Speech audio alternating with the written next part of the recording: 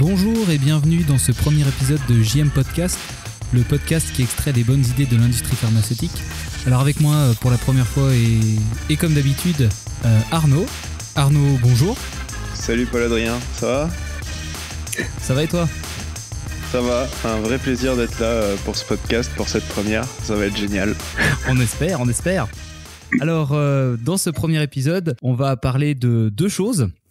Donc, première partie, on fera une news. Les news étaient pas très fournies et surtout mono-sujet. Donc, je vous ai préparé quelque chose qui, j'espère, vous intéressera et t'intéressera toi surtout. Et ensuite, on va aborder un sujet qui pourrait avoir l'air ennuyeux, mais qui en fait ne l'est pas du tout. Le système documentaire. Ça, qu'est-ce que t'en penses, Arnaud ? Sujet passionnant. Moi personnellement, c'est un sujet qui me passionne et c'est le sujet qui a fait que j'ai voulu faire du conseil il y a un peu plus de 10 ans. Eh ben, on verra ça en deuxième partie. Yes. Alors, je te propose de commencer tout de suite par ma revue d'actualité. Allez, c'est parti.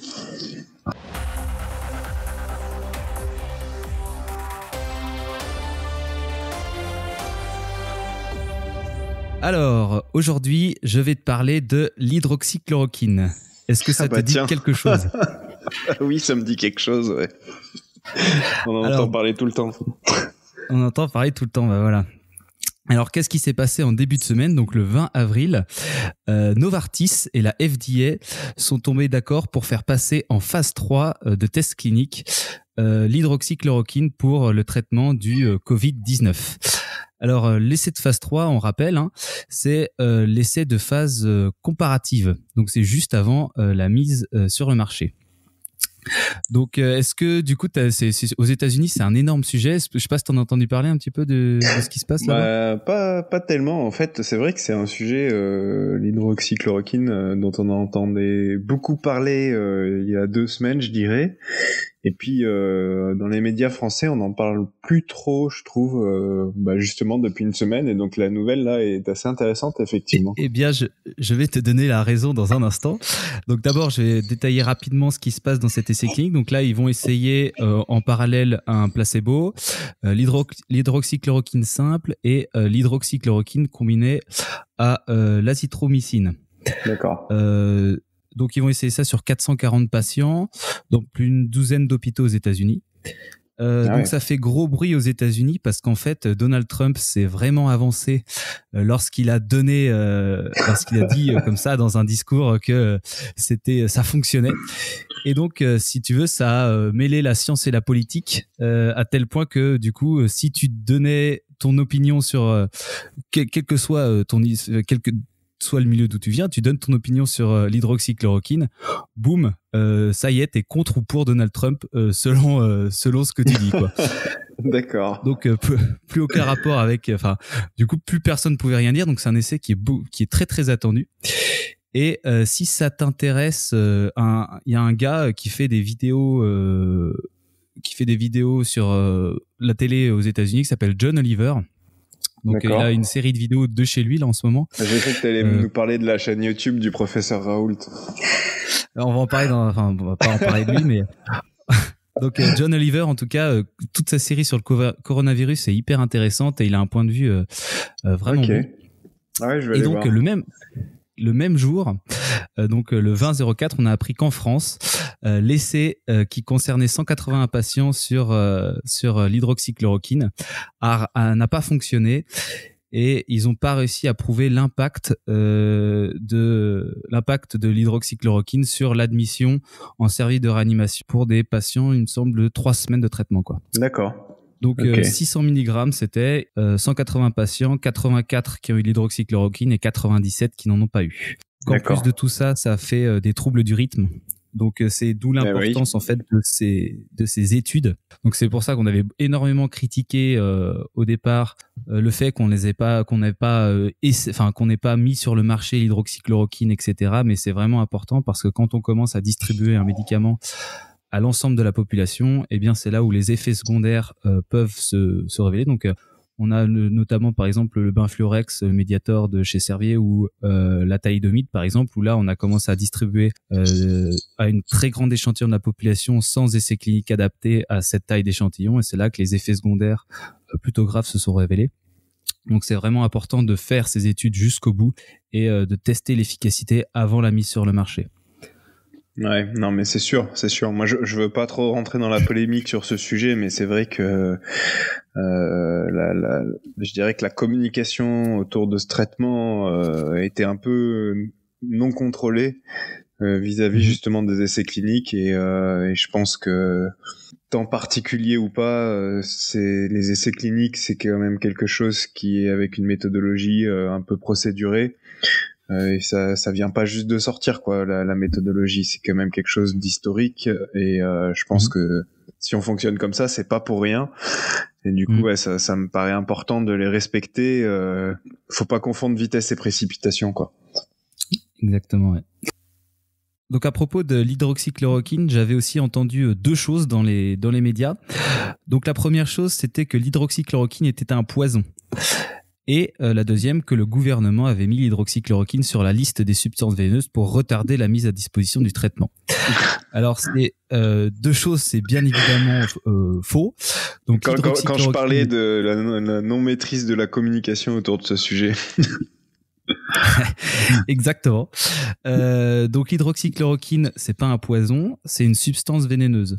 Donc un poison, en fait, c'est une substance qui peut provoquer des blessures, des maladies ou la mort d'un organisme par une réaction chimique à l'échelle moléculaire. Mais on réserve cette appellation en fait à des substances qui agissent à très faible dose. Or, par exemple, l'hydroxychloroquine, comme on l'a vu dans le traitement, c'est 600 mg. Donc 600 mg, c'est une grosse dose quand même. On parle du coup pour l'hydroxychloroquine de substance vénéneuse. Donc c'est un médicament, une préparation qui contient une substance qui présente une toxicité plus ou moins importante pour l'homme ou l'animal. Donc en fait c'est tout est une question de dose. Et donc les médicaments qui sont listés en tant que substance vénéneuse partent sur deux listes, la liste 1 et 2. Et donc la chloroquine, qui est un analogue assez proche de l'hydroxychloroquine, était sur liste 2 depuis 1999.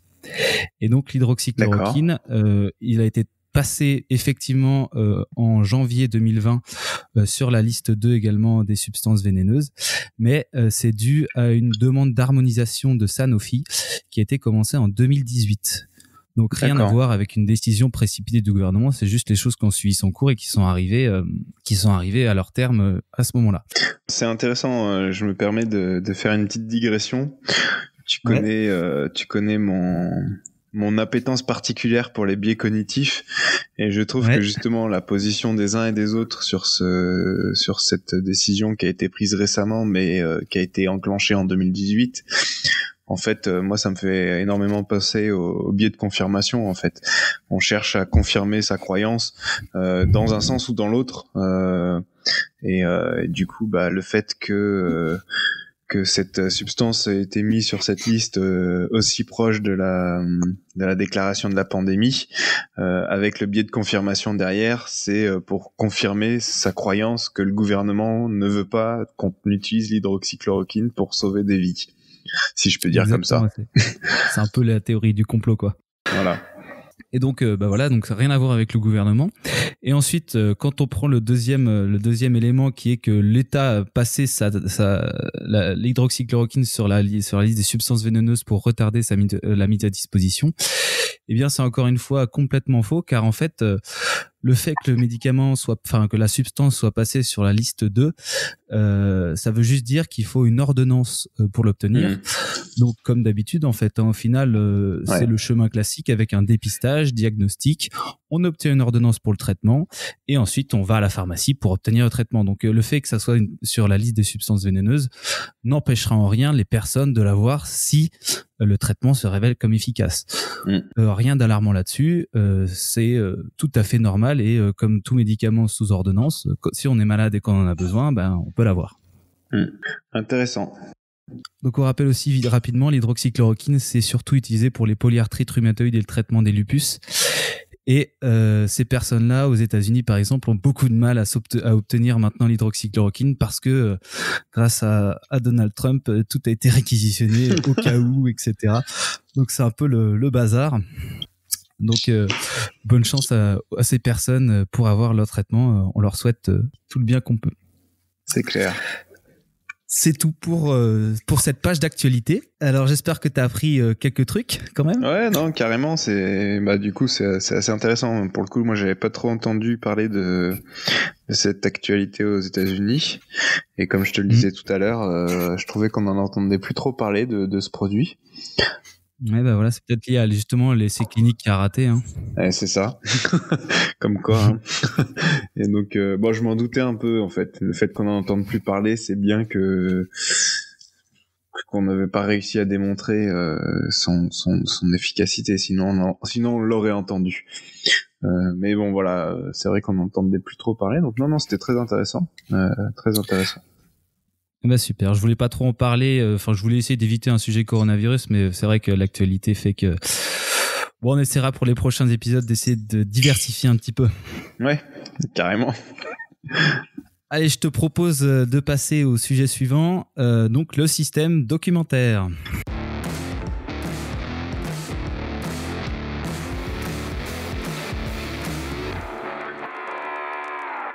Yes, super, le système documentaire. Tout un sujet. On pourrait en parler pendant des heures. Alors effectivement, Arnaud, le système documentaire, sujet super intéressant. Donc, est-ce que tu peux nous parler un petit peu de ton attachement à ce sujet ? Ouais, donc effectivement, comme je te disais, c'est un peu le sujet qui m'a poussé vers le conseil il y a un peu plus d'une dizaine d'années. Et en fait, c'était il y a 10 ans, donc on va dire en 2010. En 2010, j'arrivais pas à comprendre pourquoi est-ce que dans l'industrie pharmaceutique, on fonctionnait toujours avec un système aussi archaïque. Très procédurier, c'est très bien qu'on ait des procédures, mais très peu utile et utilisable pour justement les utilisateurs. Et en fait, ça c'était il y a 10 ans, et en fait en 10 ans il n'y a pas grand chose qui a évolué, quoi. Donc on se retrouve en 2020. Non. J'ai eu l'occasion de faire quelques missions chez quelques clients, mais ça reste anecdotique, quoi. Et en 10 ans, en fait, chaque fois que je débarque sur un nouveau site, c'est toujours le même constat, avec des documents qui se contredisent, des documents qui sont complexes, qui sont lourds, dans lesquels on trouve pas les informations facilement, qui sont difficiles à comprendre pour les opérateurs sur le terrain, donc les utilisateurs en fait du système documentaire. Et c'est eux à qui ça doit servir, quoi. Ouais, enfin oui, non mais c'est clair. Et en fait, en 10 ans, il y a rien qui a évolué, et c'est un peu dramatique, quoi. On se dit, on est dans une époque moderne, etc. Et le système documentaire, qui est quand même la pierre structurante du système qualité, est toujours aussi archaïque, quoi. Et ça, c'est quelque chose qui me sidère. Donc tu as dit que tu avais fait plusieurs sites. Tu peux dire en gros combien de sites tu as vu pour l'instant ? Sur lequel je suis intervenu et sur lequel j'ai pu voir des systèmes documentaires. Alors franchement, en 10 ans, j'ai perdu un peu le fil, mais je dirais au moins entre 20 et 30 sites, je dirais, en 10 ans, ouais. Et sur les 20 ou 30 sites, t'as jamais été bluffé par un système documentaire ou quoi ? Quelque chose qui sortirait de l'ordinaire ? Ça dépend dans quel sens tu entends bluffer. J'ai pu être bluffé. J'ai pu être bluffé pour un système documentaire. J'ai pu être bluffé par des systèmes documentaires, mais rarement positifs, on va dire. Non, j'ai jamais vu de système documentaire bien construit dans l'industrie pharmaceutique. Alors après. Même moi, en fait, j'ai fait, même si c'est un des sujets qui me passionne le plus et sur lequel j'avais vraiment envie de travailler à fond quand je me suis lancé dans le conseil, mais en fait, en 10 ans, j'ai fait 3 missions sur le sujet.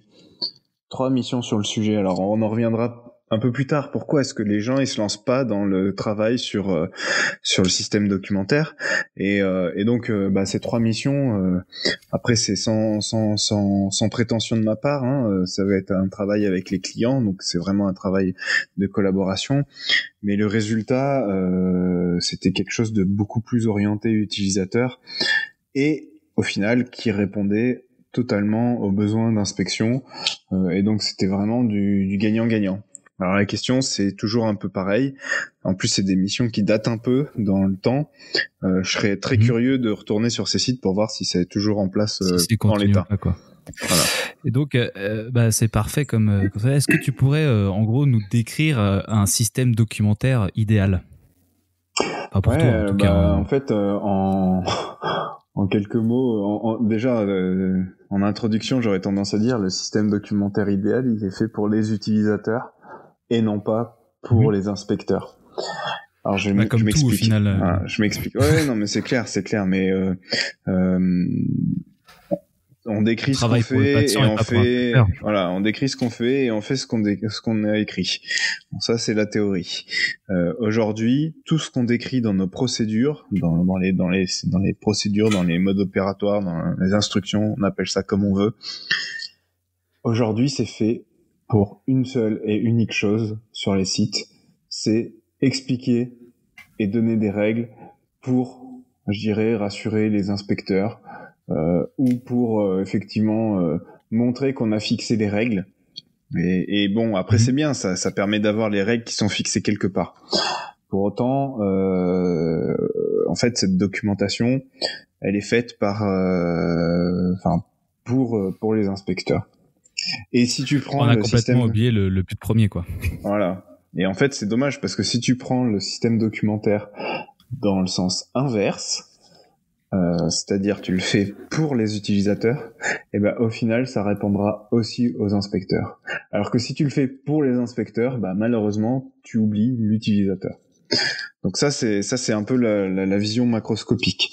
Après, si on rentre un peu dans le détail de c'est quoi un système documentaire efficace, alors déjà, moi j'aimerais parler d'un indicateur du système documentaire et de son efficacité justement, quelque chose que j'ai eu l'occasion de mesurer sur plusieurs sites, qui est le taux d'efficacité documentaire. Le taux d'efficacité documentaire, c'est la mutualisation de 3 taux différents. On a le taux de validité. Je reviendrai dessus après. On a le taux de couverture critique et le taux d'accessibilité. Le taux de validité, c'est celui qui est déjà, je dirais, mesuré, déjà sous contrôle. Et je le dis entre guillemets parce que moi j'estime que c'est pas vraiment sous contrôle, mais voilà, on suit la validité des procédures, c'est-à-dire ok, elle périme dans 3 ans, etc. C'est ça, ouais. Après, l'indicateur est sur quasiment tous les sites. Ouais, sauf qu'en fait on suit ça, mais moi le taux de validité derrière, ce que j'entends, c'est le taux de validité de l'information, pas de est-ce que mon document il est périmé ou pas. C'est-à-dire est-ce que l'information qui est dans mon document, elle est juste ou pas. Et ça, on le mesure pas. Donc en fait, on mesure un taux de validité qui est, encore une fois, pour montrer que on suit bien notre système documentaire, mais en vrai, on ne mesure pas. Bon, et après, j'avoue que c'est très dur à mesurer. Est-ce que mon information elle est valide?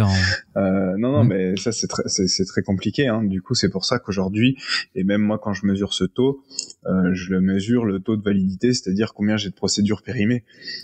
Et je pars du principe que si elle est pas périmée, c'est que l'info dedans est valide, même si au final je sais que c'est pas forcément vrai, mais du coup ça veut juste dire que je donne elle a été relue il y a moins de 2 ans et c'est bon, quoi. Ouais, non mais en tout cas ça veut dire que sur ce taux, si je trouve un taux à 90% de validité, je sais que ça aura ça surestimera l'efficacité du système documentaire. Mais tu vas voir que derrière, même en le surestimant là-dessus, l'efficacité documentaire dans l'industrie pharmaceutique est drastiquement basse. Donc ensuite, t'as le taux de couverture critique. Alors celui-là, c'est le plus facile à comprendre. Le taux de couverture critique, c'est dans une activité, et ça peut être un process de prod, comme un process qualité, comme je sais pas la gestion des déviations ou la qualification d'un équipement, ou comme un process supply ou un process achat, j'en sais rien, si tu décris ton process achat dans ton système documentaire, ce qui serait une bonne chose. Encore faut-il que le système documentaire soit bien fait pour aller décrire ce genre de process, mais bon, Bref. Et donc le taux de couverture critique, c'est sur ce process, combien j'ai d'activités qui sont critiques ou d'éléments qui sont critiques, de règles critiques, et combien sont réellement décrites dans ma documentation. Donc il est pas mesuré, il n'est pas compliqué à mesurer. Le prérequis, c'est de connaître ses process. Ouais, j'ai dit, on va revenir dessus après. Tes activités critiques.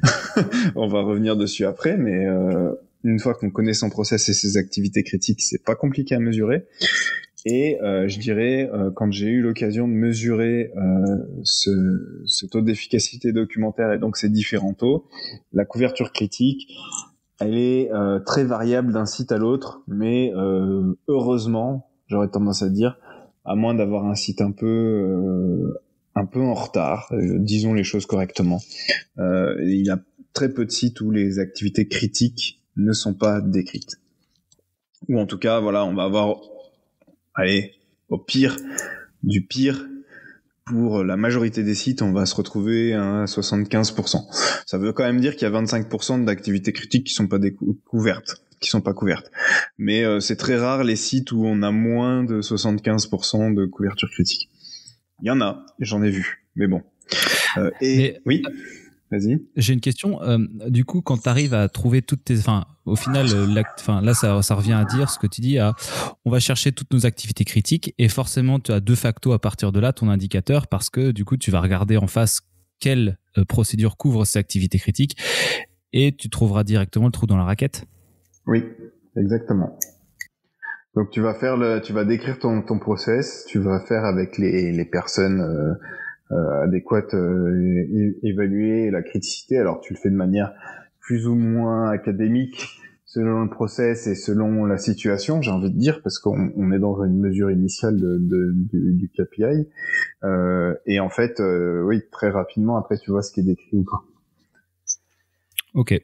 Et donc, si tu prends un taux de validité à 90%, un taux de couverture critique à 75%, tu multiplies ces deux taux, bon, ça va. Alors, j'ai pas le calcul en tête, mais tu vas tomber autour des 60%. Et en fait, derrière, t'as le dernier taux qui est l'accessibilité. Et le taux d'accessibilité, c'est est-ce que mon information, elle est facilement accessible à la personne qui en a besoin. Et accessible, c'est elle est à portée de main ou à portée d'œil même. Enfin, c'est-à-dire, je sais pas, l'opérateur sur ligne, il a besoin de savoir comment faire telle manip. Bah, la procédure, elle est pas dans le placard du bureau de l'AQ à l'autre bout de l'atelier, quoi. Elle est là où il en a besoin. Ça, c'est la première chose de l'accessibilité. Mais il y a aussi, est-ce que l'information, elle est compréhensible? C'est-à-dire, même si elle est à portée de main, quand il ouvre sa procédure, déjà, il trouve dans la procédure facilement l'information, et en plus, il peut la comprendre facilement, quoi. C'est ça. Il peut la comprendre facilement. Et ça, bah, voilà, je pense que toi, comme tous ceux qui écouteront ce podcast, sur celui-ci, le taux d'accessibilité, ben, en fait, il est très, très mauvais. Et on est autour des 10%, on va dire. Les meilleurs sites que j'ai vu ça, les meilleurs sites sur le taux d'accessibilité, je crois que c'était à peu près 40%. Comment tu mesures ça du coup par exemple, l'opérateur il attrape sa procédure et c'est en un temps, par exemple en 20 secondes si tu arrives à trouver l'information ou... là, c'est tu repars de ton process, donc couverture critique, tiens, telle activité, l'opérateur il en a besoin, bah tu vas sur le terrain, puis tu vas voir où est la procédure, et donc après t'as la procédure elle est à moins de 5 minutes, la procédure elle est à plus de 5 minutes, elle est à plus de 10 minutes, enfin tu vois, donc c'est par rapport ou alors à à plus de 3 clics, donc ouais, j'ai un petit template qui me permet de faire cette mesure-là. Et puis après tu interroges les gens sur est-ce que lui il comprend ce qui est écrit, tu trouves assez facilement ça, mais puis même quand toi tu lis la procédure, je veux dire tu vois très vite si c'est compréhensible ou pas de prime abord, quoi. D'accord. C'est un peu le problème des procédures rédigées, j'ai envie de dire, des procédures à la Balzac, pardon, où t'as du texte. Donc, bon, je m'étends un petit peu sur c'est quoi un bon système documentaire, donc je vais revenir un peu dessus après, mais non, mais c'est intéressant. En tout cas, quand tu mesures ces trois taux, tu les multiplies ensuite et ça te donne le taux d'efficacité documentaire. Et alors j'ai fait des missions de simplification du système documentaire sur 3 sites. Par contre, j'ai eu l'occasion de mesurer ce taux d'efficacité du documentaire sur de nombreux sites dans le cadre de diagnostics un peu généraux. Et en fait, le benchmark, il est que le taux d'efficacité documentaire dans l'industrie pharmaceutique, mesuré sur, on va dire, une quinzaine de sites à peu près, il dépasse pas les 15%. Oh la vache. Donc, en fait, 15%, ça veut dire que un opérateur, quand il est sur le terrain, s'il a besoin d'une information, il a une chance sur 6 de trouver l'information dont il a besoin au moment où il a besoin, là où il en a besoin. Et qu'en plus, cette information, elle soit juste. Ça, c'est un désastre. Voilà. Non mais voilà. Et après, on vient parler de, oui, il y a eu des erreurs humaines, et après, on vient parler de, enfin voilà. Il a pas suivi la procédure. Des trucs, voilà, c'est ça, il a pas suivi la procédure, etc. Une chance sur 6. Qui c'est qui investirait qui c'est qui investirait dans un équipement qui produit bien une fois sur 6 seulement? Personne. Pourtant, il y en a eu du temps d'investi dans ce système, à mon avis. C'est ça. Et alors là, j'ai plus trop de... non, mais alors voilà, ça me permet de rebondir. Puis après, on rentrera un peu dans le concret de c'est quoi un bon système documentaire. Parce que là, on est encore un peu sur de la théorie, sur la mesure. Mais du coup, un équipement qui produit une fois sur 6, allez, qualif comprise, tu vas être sur une centaine de milliers d'euros, peut-être 200, et peut-être plus pour des gros équipements. Le système documentaire, parce que du coup, quand je mesurais le taux d'efficacité documentaire, j'en profitais pour évaluer un peu le coût du système documentaire. Et le coût, alors on le traduit en euros. Non mais voilà, on le traduit en euros, mais en vrai c'est du temps homme. C'est du temps homme qu'on traduit en euros, mais ça se compte en millions. Même pour un site de 300 personnes, ça se compte en millions. Alors c'est pas des centaines de millions, hein, non, mais c'est au moins 1 million, quoi. Au moins 1 million. Et pour 15% d'efficacité. Qui investirait 1 million d'euros dans un truc qui a 15% d'efficacité? Personne. Ouais. Et alors pourquoi on en est là? Je te pose la question, à ton avis, pourquoi on en est là? Moi, je pense que c'est comme on en avait parlé un jour, hein, c'est le système documentaire, c'est une chimère faite par tous les personnes qui ont contribué, qui n'ont pas une méthode bien unique, et qui ont fait apporter un peu leur pierre à la maison, pilotée par aucun architecte, et donc ça a fait une espèce de baraque complètement tordue, et avec des pièces, des portes qui tombent dehors et des fenêtres sur le côté, et du coup à mon avis ça vient de là, quoi. Enfin il y a pas de plan long terme et de méthode unique à l'échelle du site pour la documentation, quoi. Bah en fait moi je suis pas d'accord avec toi. En fait, il y a une méthode unique. Non, mais enfin, sur le principe, je suis d'accord, mais il y a une méthode unique parce que, en fait, malgré tout, tu vas d'un site à l'autre, l'efficacité est toujours de 15%, mais les documents d'un site à l'autre, ils sont pas si différents, quoi.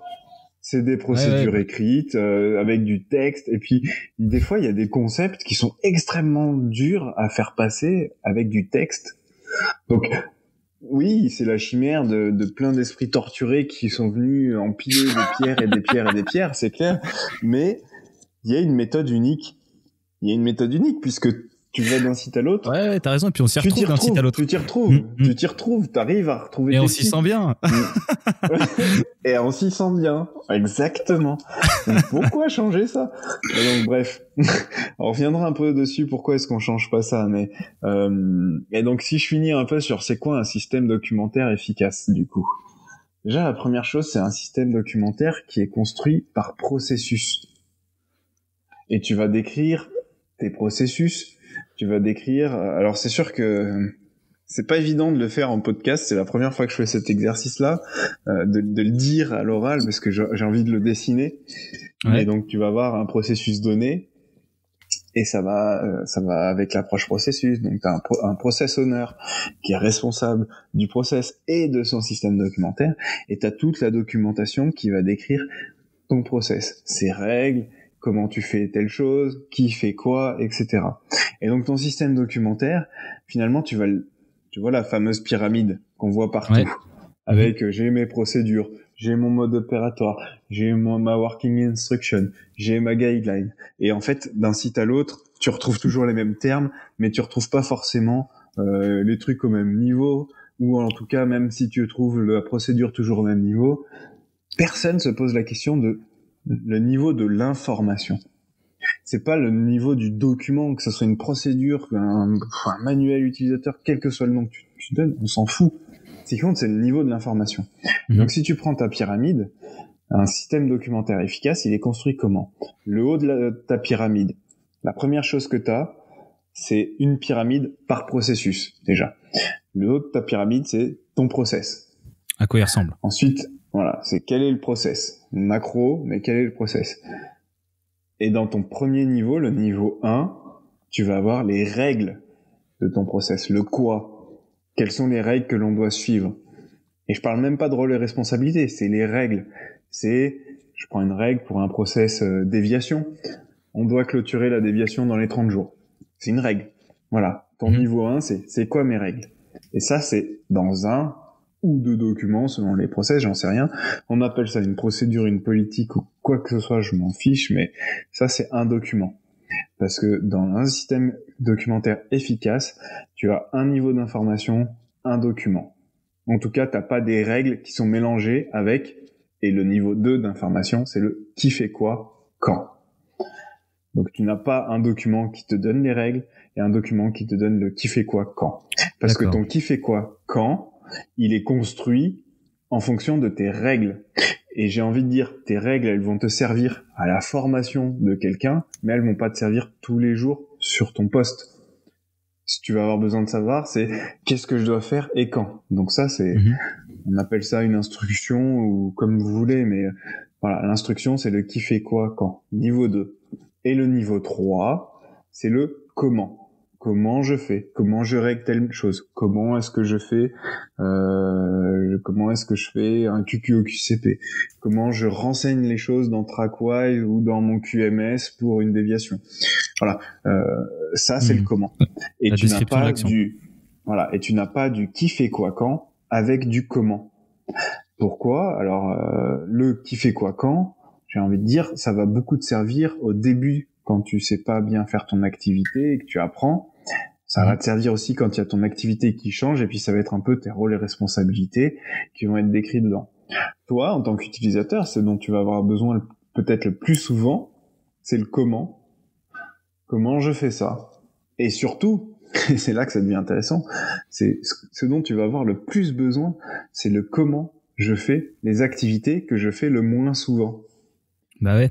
Et là, il y a la notion de quelle est la fréquence de réalisation des activités qui rentrent en jeu.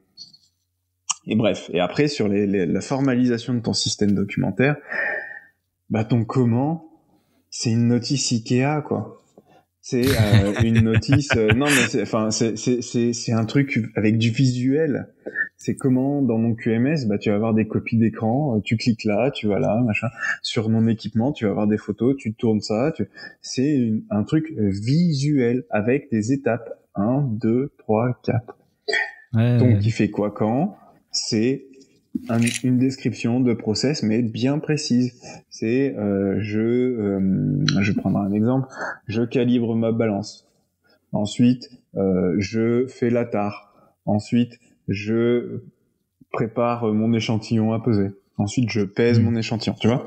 Et et par exemple, tu peux rentrer dans le détail de, je prépare ma balance dans tel local, je prépare mon échantillon dans tel autre local, ou alors tu peux avoir le qui fait quoi. Donc le qui, c'est un tel qui fait la calibration et c'est un tel qui fait la préparation de l'échantillon. Mais voilà, donc c'est une description de process. Et ton niveau 1, le quoi, les règles, là tu peux faire une procédure comme on en voit, avec du texte, avec un truc textuel, quoi. Donc voilà, c'est un peu ça le concept du système documentaire efficace. Alors là, on parle de système documentaire papier. Après, on peut rentrer dans le système documentaire digital, comment on l'imagine. Moi, j'ai quelques convictions, j'ai quelques quelques aussi convictions bonnes ou pas bonnes hein, sur certaines orientations qui sont prises, mais voilà quoi. Voilà un peu pour répondre à ta question. Ça a été long, mais ouais, ça a été long, mais j'ai répondu à ta question. Superbes explications. On mettra peut-être un schéma ou quelque chose comme ça dans la description du podcast après pour les gens qui arrivent pas prévient. Ouais, avec plaisir. On peut faire une pyramide justement avec un peu les différents. Ouais, avec plaisir.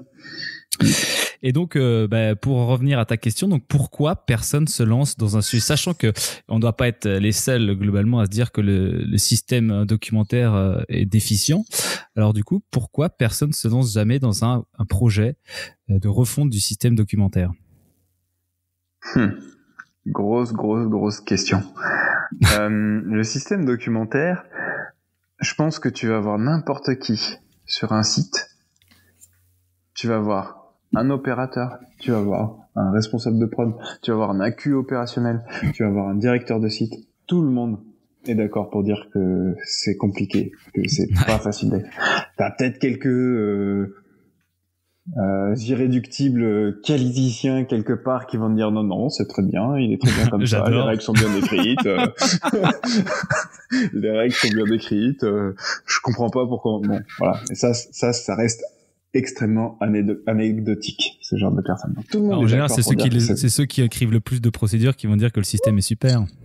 C'est ça. Ceux qui les utilisent, par contre, comme tu disais au début. Non, mais c'est ça.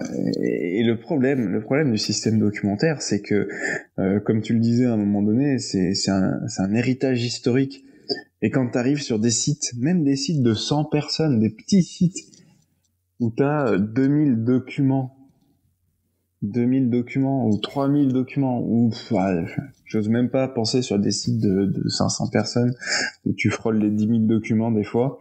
Ouais. En fait, ça fait peur, quoi. C'est un iceberg, parce que toi, tu vois le nombre de documents, mais derrière, ça veut dire, quand tu vas commencer à retransformer ton système documentaire, en fait, tu vas tirer la pelote et tu vas tout dépeloter. Donc, tu peux pas commencer à revoir un système documentaire sans aller jusqu'au bout. Et du coup, c'est un projet qui se fait sur... Enfin, je suis désolé, hein, c'est pas une bonne nouvelle, mais ça se fait pas en 2 mois, quoi. C'est un projet qui se fait sur 2 ans. Au moins. 2 ans, tu penses? Je pense. Ah ouais, je pense 2 ans.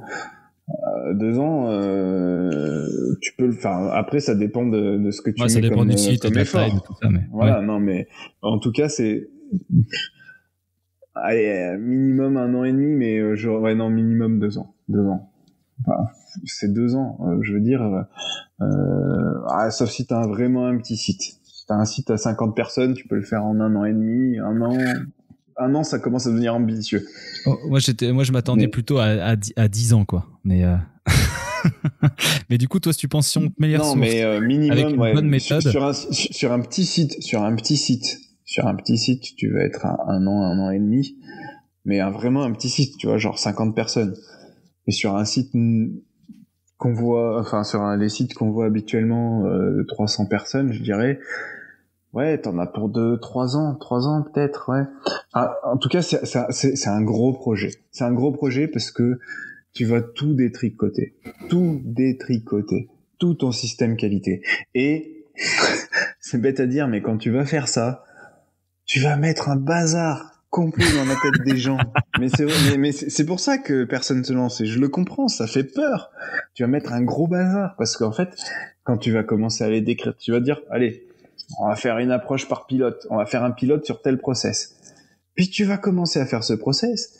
Puis quand tu vas commencer à décrire qui fait quoi quand, tu vas te rendre compte que dans telle situation c'est lui qui fait, mais dans telle autre c'est lui, mais en fait ça peut être lui. Mais donc tu vois, tu vas commencer à te rendre compte que tes rôles et responsabilités, c'est un foutoir pas possible. Et du coup tu vas te dire on va commencer à retravailler les rôles et responsabilités sur tel process. Et du coup ça va impacter peut-être des fiches de poste. Donc il va falloir que tu modifies des fiches de poste. Et du coup ça veut dire qu'il va falloir que tu formes les gens, que tu accompagnes les gens, tu vas avoir un peu de social à gérer aussi lié à ça. Enfin, donc c'est pour ça que personne se lance dedans. C'est que faire un projet de système documentaire, c'est une montagne, c'est un truc de malade. Le problème de ça, c'est que si tu le fais pas, ce projet de système documentaire. Si à un moment donné, on se pose pas pour remettre à plat, bah tu peux faire une croix sur plein d'autres projets, ou en tout cas sur le fait que plein d'autres projets se passent bien. Parce que le système documentaire, si tu as quelque chose de bien décrit, avec une approche process, tu peux faire facilement de l'amélioration continue, tu peux faire facilement de l'électronisation de process, je pense au dossier de l'eau par exemple, etc., etc. Si tu as un système documentaire où c'est le bazar, bah tout le reste, ça sera très compliqué à faire. Et en plus de ça, donc pourquoi est-ce que les gens ils se lancent pas aussi là-dedans ? Bah comme tu le disais tout à l'heure, c'est confortable, on a toujours vécu avec ça, pourquoi est-ce qu'on le changerait ? Donc il y a un petit peu de principe de cohérence derrière, c'est qu'on a toujours fait comme ça. Pourquoi est-ce qu'on ferait autrement ? Tu vois ? On n'y est pas si mal, quoi.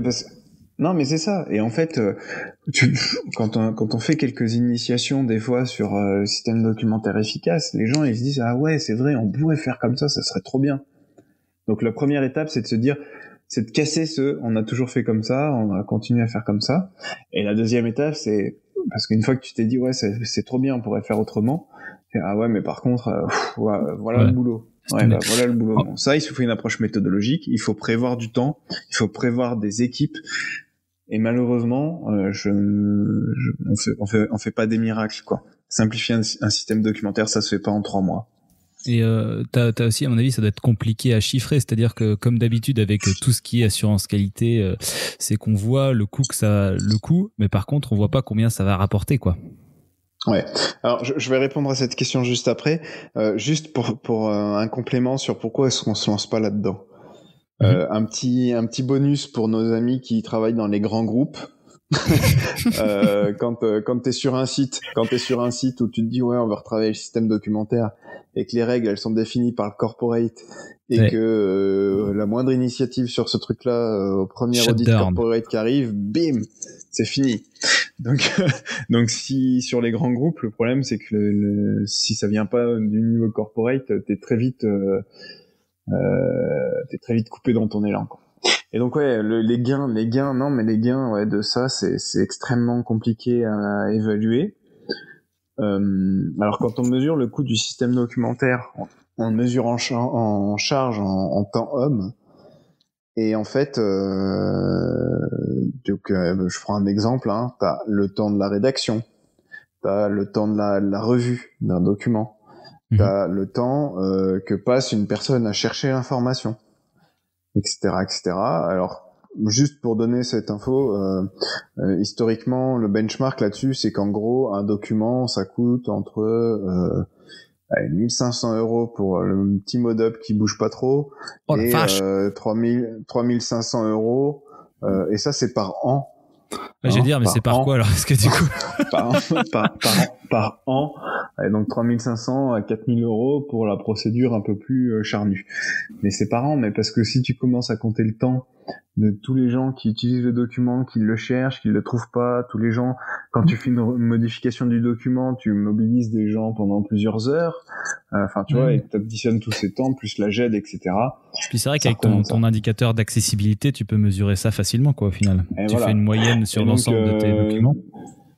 Voilà, donc en fait, déjà, il faut se dire que partir sur la simplification du système documentaire, c'est pas un gain financier, très clairement. Et bon, enfin, pour ceux qui connaissent un peu l'Académie de la qualité efficace, nous, notre raison d'être, c'est de faire gagner du temps aux gens, de libérer du temps sur des valeurs qui n'ont pas de valeur, enfin sur des activités qui n'ont pas de valeur ajoutée pour le mettre sur des activités qui ont plus de valeur ajoutée. Et bah c'est exactement ça, le système documentaire, tu gagnes du temps. Mais ça, c'est dans son utilisation au quotidien. Donc ça, tu peux le mesurer. À la limite, tu peux arriver à faire une estimation qui va être de toute manière fausse, parce que c'est très dur à estimer, mais disons que la marge d'erreur est assez faible. Mais le gain, il est même pas là, en fait. Le gain, il est même pas là. C'est que, et ça, je l'ai jamais mesuré, mais je vais prendre quelques exemples de cas concrets où avoir un système documentaire, ça accélère toutes tes activités. Investigation des déviations. Quand tu vas investiguer tes déviations, donc la technique que nous on prône à l'Académie de la qualité efficace, t'as une première étape où tu vas aller chercher la dérive par rapport à un process qui doit se passer comme ça normalement. Si pour avoir la compréhension de ton process dans ta doc, tu dois aller dans 4, 5 documents qui des fois se contredisent, etc. Et pour avoir une vision process des choses, ça va être compliqué. Si t'as ton document qui dit qui fait quoi, quand, tac, tac, tac, tac, et que tiens, bah là c'est un tel qui a fait ça alors qu'il aurait dû faire ça, boum, ton investigation, tu gagnes des heures et des heures. Déjà, premier exemple. Deuxième exemple, l'amélioration continue. Tu veux optimiser, tu veux réduire le temps de cycle d'un process. Tu te dis, voilà, je voudrais gagner, sur mon process de libération, je veux gagner 10 jours. Si ton process, et d'ailleurs, c'est les méthodes Lean, la première étape, c'est d'aller faire le mapping du process. Mais s'il est déjà décrit, avec qui fait quoi quand, t'as plus qu'à aller mesurer les temps du quoi, en fait. Ouais, au final, quand tu décris ton processus de base, déjà, tu vas te rendre compte qu'il y a des incohérences de monstrueuses et tu vas commencer directement à travailler par la rédaction, enfin, quand tu vas l'écrire, quoi. C'est ça. Et en fait, c'est ça, oui et non. Attention, c'est important de décrire ce qui se fait avant de vouloir améliorer. Quand tu travailles sur la simplification du système documentaire, tu vas avoir envie d'aller faire de l'optimisation dans ton process. Non. Déjà, décris-le. Hein. Après, tu iras l'améliorer dans un autre projet ou j'en sais rien. Mais déjà, décris et accepte que ça soit pas parfait de ce que tu décris, le process. Ouais. Mais déjà, une fois que tu l'as décrit, c'est bien. Après, quand tu travailles sur les systèmes documentaires, le seul truc sur lequel il va falloir que tu te positionnes dans le travail sur le système documentaire, c'est sur les conflits de rôles et responsabilités. Parce que là, il faut que ce soit clair. Donc, si tu en identifies quand tu retravailles ton système documentaire, tu vas le travailler. Mais non, du coup, donc voilà, amélioration continue, description, tu gagnes toute l'étape de description, tu peux facilement identifier où sont tes goulots, enfin, tu gagnes un temps. Tu focuses directement sur l'important, quoi. C'est ça. Inspection. Alors moi, les gens qui me suivent le savent, hein, moi j'ai pas forcément vécu beaucoup d'inspections en tant que tel moi-même. Par contre, j'ai beaucoup de clients qui. Non, mais voilà, j'ai beaucoup de clients qui en vivent et que j'accompagne. Combien de fois en inspection, quand t'es face à l'inspecteur, tu galères à expliquer comment tu fais les choses, qui fait quoi quand, avec l'aide de ta documentation écrite, ou puis hop, tiens, attendez, ce document, il me renvoie vers tel autre document, etc. Là, t'as une documentation efficace avec des process décrits. Boum, tu donnes ça à l'inspecteur, il a confiance directe, tu marques des points directs. Marquer des points. Voilà, non, mais c'est ça, tu marques des points directs auprès de l'inspecteur. Un autre exemple, puis après on va s'arrêter là, parce qu'il peut y en avoir plein. La formation. T'intègres à une nouvelle personne. Moi, je l'ai vécu, comme j'ai travaillé il y a 10 ans quand je suis arrivé chez Famar, mais je le vis, en fait, à chaque fois que je vais chez un nouveau client. Sur chaque nouveau site. Bonne chance. Voilà. Le temps que tu prends à comprendre comment fonctionne le site, qui fait quoi quand sur un process, c'est énorme parce que c'est pas bien décrit. Et alors on te fait des formations avec, tu sais, les lu et approuvé. Quand lu et approuvé, lu et compris quand tu as une nouvelle procédure qui est mise à jour. Mais t'en as 50, 100 qui se contredisent des fois, tu retiens rien du tout. Quand tu as un système documentaire qui est efficace, qui est simple, tu retiens plus facilement, et puis tu mets en évidence les trucs qui sont utilisés moins souvent pour que tu les mets plus facilement à disposition. Enfin, donc en formation, les schémas des process, ça va super vite. Hein. Enfin, quand t'as le schéma du process devant toi avec qui fait quoi juste après. Et voilà. Et puis quand t'as la formation, je parlais des activités que tu fais pas souvent. Quand tu fais une formation d'un opérateur en 2 semaines, et puis le contrôle sur tel produit, t'en fais un tous les 4 mois, pendant sa formation, tu peux pas le voir.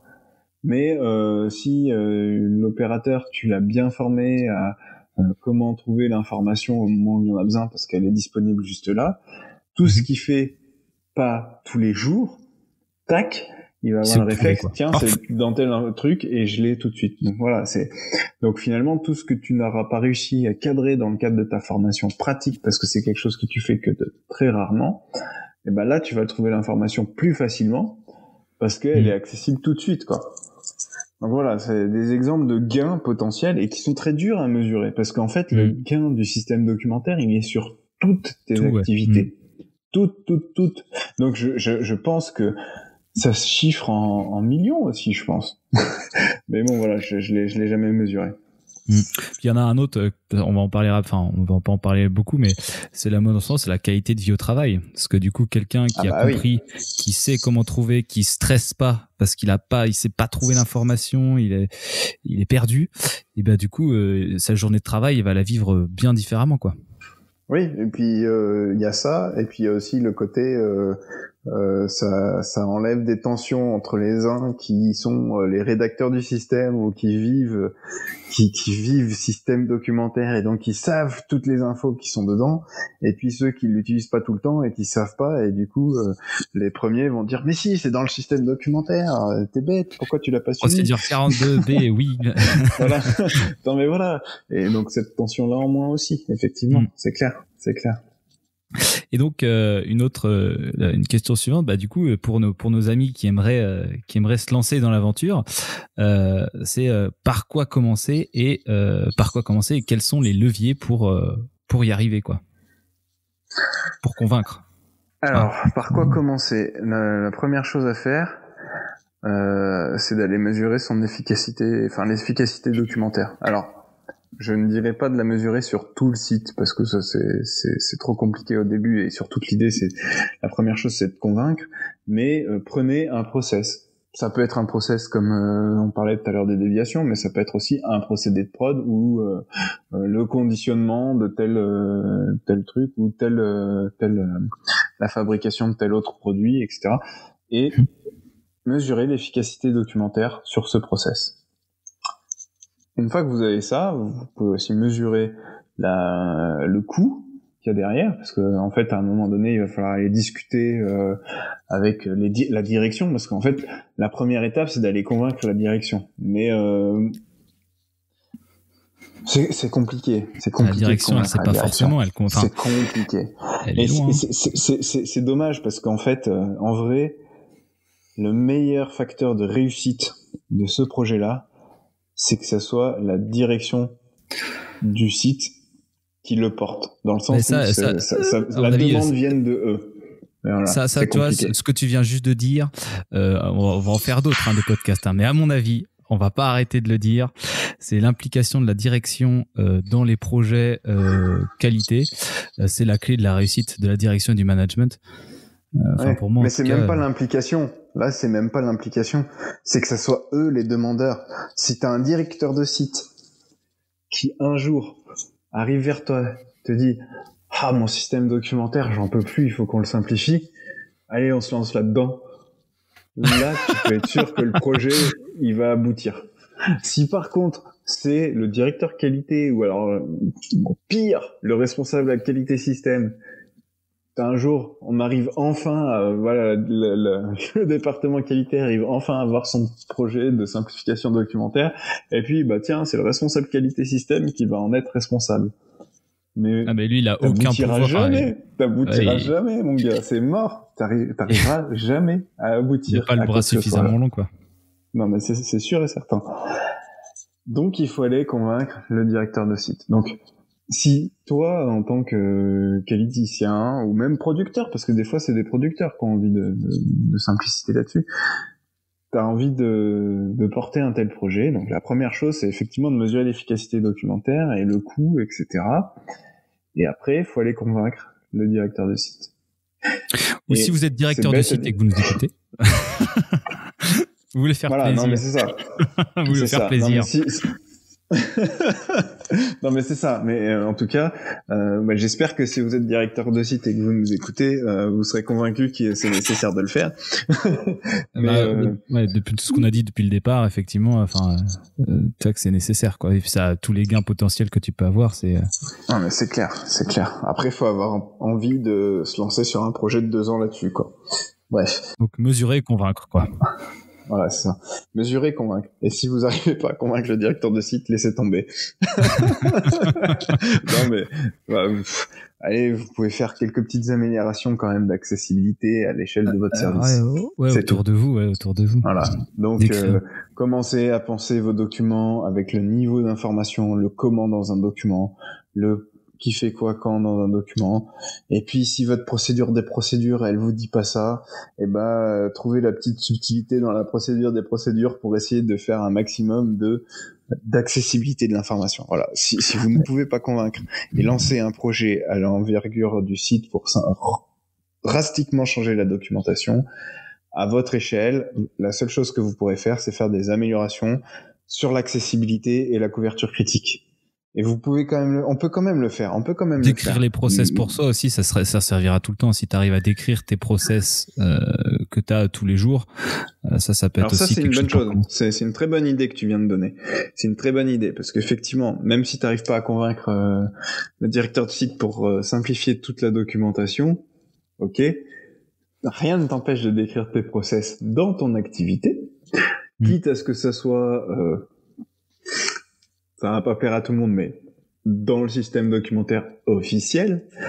Par contre, si tu le fais bien, avec la bonne méthodologie, du coup, à chaque fois que tu vas en avoir besoin, tu vas l'utiliser, tu vas le montrer. Au bout d'un moment, même la qualité va dire, ah ouais, mais c'est quand même bien ce que t'as fait là, c'est quand même pratique, même d'un point de vue qualité, ça nous aide bien en inspection. Et petit à petit, tu vas cranter ton amélioration continue et hop, et tu vas le déployer, quoi. Voilà. Impeccable. Un petit mot rapide sur les procédures vidéo et l'industrie 4.0. Ouais, alors procédure vidéo, l'industrie 4.0. Moi, je suis quelqu'un qui est assez convaincu que tous les sites ne pourront pas forcément fonctionner avec l'industrie 4.0, des tablettes partout, des machins, trucs. Bon, ceci dit, la tablette, ça devient de plus en plus accessible, et donc on peut faire des procédures qui sont dématérialisées, qui sont un peu plus modernes que du document Word, et encore je parle de procédure, non, je parle plutôt du mode opératoire et de l'instruction, où en fait, l'instruction, on te dit fais ta tare, tac, t'appuies, puis après tu te dis maintenant tu fais ça, pourquoi pas. Sur le mode opératoire, j'y crois un peu plus, avec des schémas qui s'animent, avec une photo de l'équipement qui allume, va tourner telle vanne. Ça, c'est tout à fait possible. J'ai entendu parler d'un truc aussi, c'est les lunettes à réalité augmentée. Où du coup, ce que tu dois faire, alors ça j'en ai entendu parler aussi.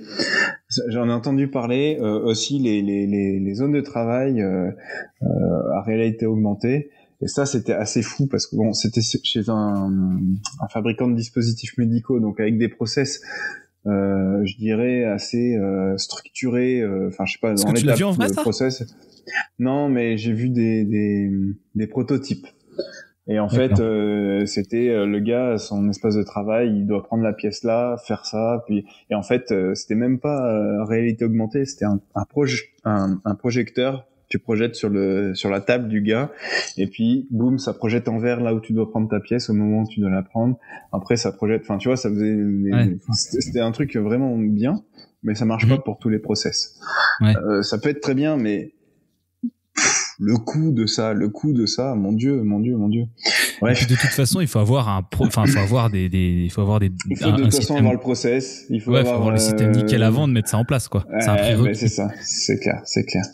Et donc moi je pense, le système documentaire 4.0, il est encore possible.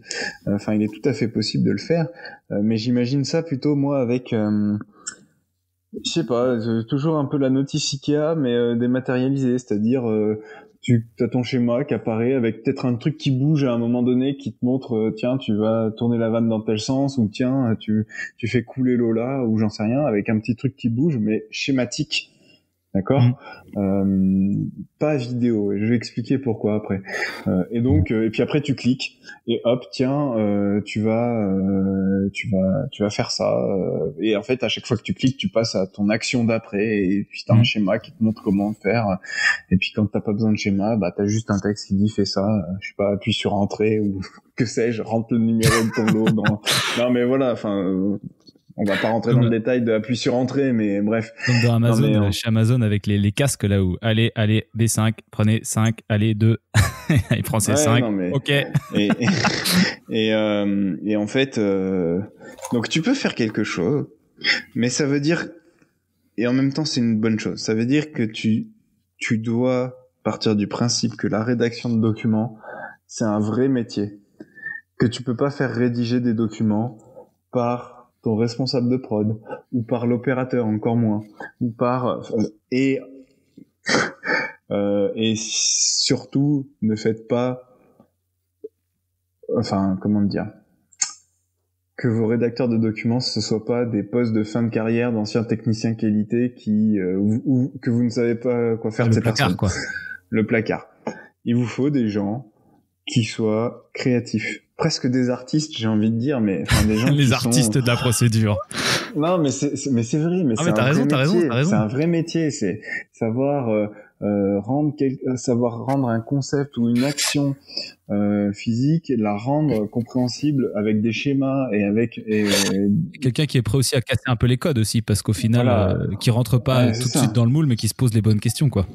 C'est ça. Et en fait, que ce soit des schémas animés 4.0 ou dans des procédures papier, ça demande des compétences qui, effectivement, aujourd'hui, on n'a pas ça dans l'industrie pharmaceutique. On n'a pas des gens qui sont cortiqués comme ça.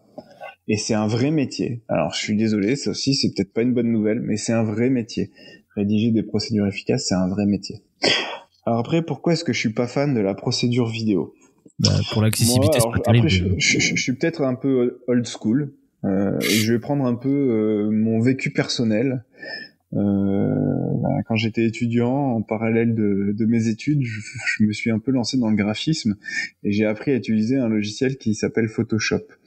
Et à l'époque, parce que je suis plus si jeune que ça, je rigole. Le dinosaure. À l'époque, sur Internet, on trouvait des tutos, des tutoriels, et en fait, c'était pas de la procédure parce qu'il y avait des photos, on voyait, mais en tout cas, on suivait les étapes écrites. Et aujourd'hui, tu veux faire la même chose, c'est des vidéos YouTube. Alors je sais que la future génération, elle est biberonnée à ces vidéos YouTube, etc. et ça pose question. Mais moi, le principal problème que j'ai là-dedans, après il y en a d'autres, c'est que j'ai pas bien compris l'étape d'avant. Si je veux revenir en arrière, revenir en arrière dans une vidéo, c'est pas comme revenir en arrière dans un schéma, ou revenir en arrière dans un document papier même, ou revenir en arrière dans un truc qui est bien conçu avec des schémas qui s'enchaînent quand tu cliques et puis tu peux recliquer en arrière. Revenir en arrière dans une vidéo, c'est plus compliqué. Surtout les vidéos du youtubeur par exemple où ça va à 100 à l'heure, quoi. Enfin, t'as des informations sur informations sur informations, et si tu veux essayer, parce que à la fin des vidéos YouTube, t'as un sentiment agréable d'avoir appris plein de trucs, mais en vrai, si tu veux vraiment ressortir les détails, c'est impossible. Ah mais moi quand je fais quand je suis un tuto sur YouTube, ce que je fais, c'est que en fait je fais play pendant 3 secondes, pause, play, barre de pause, note, prends des notes. C'est l'enfer. Et du coup ça c'est un point qui, je pense, dans la procédure vidéo, ça peut pas fonctionner, cet élément. Ensuite, l'autre élément, c'est que faire de la vidéo, même si aujourd'hui c'est beaucoup plus simple avec les GoPro, les trucs comme ça et machin, je pense que c'est quand même un peu plus compliqué à mettre en œuvre, à apprendre, à faire du montage, même si c'est la réalisation aussi, c'est ça. Aujourd'hui t'as du matériel, t'as des choses très bien pour faire des vidéos facilement. Pour autant, je pense que c'est trop compliqué. Et puis alors en plus, si tu vas jusqu'à la gestion électronique, alors là, c'est mort. C'est mort parce que il y a aucune GED aujourd'hui sur un site. GED, c'est gestion électronique de la documentation. Je sais pas, on l'a dit tout à l'heure, mais je rappelle. Ouais, et t'en as aucune qui gère la vidéo comme des documents, et puis alors après il faut gérer les flux d'approbation, les machins, la vidéo, mais laisse tomber, quoi. Et puis t'imagines, tu dis un problème, tu veux éditer la vidéo. Non mais c'est ça, c'est mais alors attends, j'ai revu ton document, donc ta vidéo, mais là à tel moment en fait tu montres ça, mais il faudrait monter ça. Ah, vas-y, pour modifier ça va être un peu plus compliqué. Donc bref, peut-être qu'un jour on y sera, j'en sais rien. Peut-être qu'il y a des sites qui sont ultra branchés 4.0 et qui sont sur de la procédure vidéo. Peut-être que ces sites-là, ils reviendront en arrière, j'en sais rien. Mais moi, ma conviction profonde à moi, et ça n'engage que moi, c'est que la procédure vidéo, ce n'est pas l'avenir du système documentaire. Voilà, je le dis, c'est comme ça. Il y a d'autres moyens de l'avenir du système documentaire. Ouais. Il est peut-être sur d'autres choses qui peuvent être électroniques, etc. Il y a aucun problème. Je pense pas que ce soit la vidéo, mais l'avenir court terme du système documentaire, si vous voulez vraiment aller vers du 4.0, c'est déjà simplifiez-le. Faites de l'efficacité documentaire. Même papier ou PDF avant d'aller faire de la vidéo et faites par étapes. Faites d'abord ça parce que déjà ça va vous prendre un bon moment de travail. Impeccable. Voilà. Dernière petite question pour nos éditeurs. Est-ce que avec t'as une petite anecdote amusante ou intéressante sur un système documentaire? Une seule, hein, parce que pour conclure. Une seule. Oh, c'est rien tu me poses une colle. Comment? Ouais, non, attends, je vais en trouver une. Ouais, j'ai une petite anecdote qui date de quand j'étais responsable de nuit avant donc de me lancer dans le conseil. Une erreur humaine que j'ai faite moi-même en fait, mais du coup qui a nécessité de retraiter tout un lot. Voilà. Et tout simplement parce que justement la procédure n'était pas accessible. Donc en fait il y avait un lecteur de code barre sur une ligne de conditionnement qui ne marchait pas et en fait il y avait un lecteur de code barre mobile pour vérifier en cas de panne voilà. Et en fait je l'ai mal paramétré parce que j'avais pas trouvé la procédure et je l'ai fait je débutais dans le métier hein, ça faisait pas longtemps mais bref et du coup je l'ai fait comme je le sentais, comme je trouvais pas la procédure, c'était la nuit, il était genre 2h du mat, j'allais pas. Alors, j'aurais dû hein. Bah, j'allais pas appelé... bon. j'ai pas appelé l'astreinte pour ça, pour dire tiens comment je paramètre le truc, et du coup bah en fait je l'avais mal paramétré et donc on a contrôlé tout le lot où on avait l'impression que c'était bon et en fait pas du tout. Il a fallu retraiter tout le lot. Voilà. Donc comme quoi des fois l'accessibilité documentaire, quand on parle de coûts tout à l'heure, bah là ce manque d'accessibilité de la documentation nous a coûté le retraitement de tout un lot. Bon après c'était traitement d'étiquettes à coller décoller, mais c'est quand même voilà. C'est quelque chose. C'est quelques jours voilà. Donc voilà une petite anecdote. J'en suis pas fier, mais en même temps, voilà, en même temps, c'est. Ça te donne. Je suis un peu responsable de ça, mais c'est aussi, voilà, ça montre comme quoi le système documentaire, ça peut être important. Et impeccable. Quand même, je l'ai pas fait en me disant, ouais, il y a pas de procédure. J'ai cherché la procédure. J'ai cherché les procédures dans tous les placards de l'atelier. J'ai rien trouvé. Voilà. Et elle existait, hein. Au final, elle existait, hein. Mais elle était dans le placard de la maintenance qui était pas ouverte le soir. C'est ça, voilà. Super. Et ben écoute, merci beaucoup pour toutes ces informations. C'était rudement intéressant et extrêmement bien construit. Enfin, au final, incroyable. Donc, avec plaisir. C'est encore le premier épisode, donc bon, en tout cas, je sais pour sûr qu'on nous retrouvera sur YouTube, sur vos plateformes de podcast habituelles. Et puis du coup, petit appel à témoins, si vous pensez que vous avez un système documentaire moderne ou même si vous utilisez dans votre laboratoire ces fameuses lunettes qui éclairent les trucs, on serait super intéressé de voir d'avoir votre point de vue là-dessus. Donc n'hésitez pas à nous contacter. Et si vous avez aussi un truc incroyable que vous voudriez faire partager aux autres auditeurs, n'hésitez pas à nous contacter. Donc vous l'avez bien compris, le but de notre podcast, celle-là c'était le premier podcast un peu introduction, mais dans l'avenir, voilà, on essaiera d'inviter à chaque épisode quelqu'un qui a une vision sur un sujet ou même qui est un expert sur le sujet en rapport avec l'industrie pharmaceutique.